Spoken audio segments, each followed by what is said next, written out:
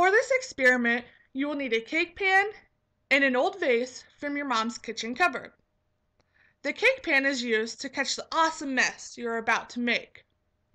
You will need a tablespoon to use to measure out your baking soda with. Put about 4 tablespoons of baking soda in your vase.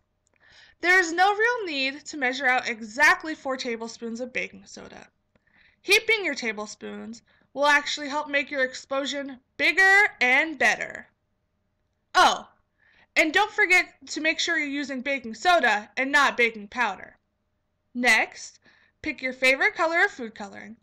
I chose green and put about 6 to 8 drops in my vase.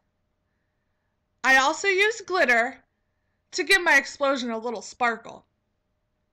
I chose another one of my favorite colors, pink, and added another heaping tablespoon to my vase. Now, here comes the fun part.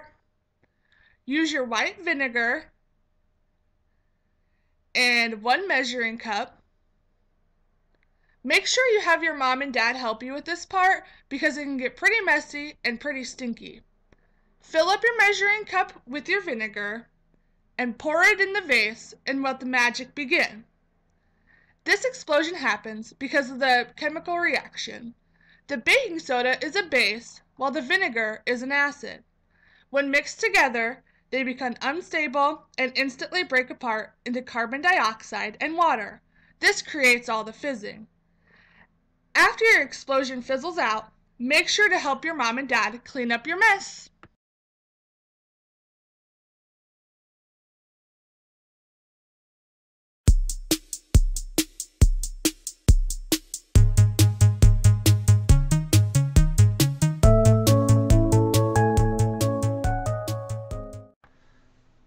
For this experiment, you will need to place your mason jar on a flat surface, like your kitchen table or your counter.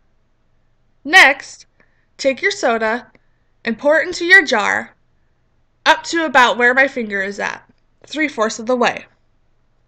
Then, take your box of raisins, open them, and pour about 6 to 8 into your soda.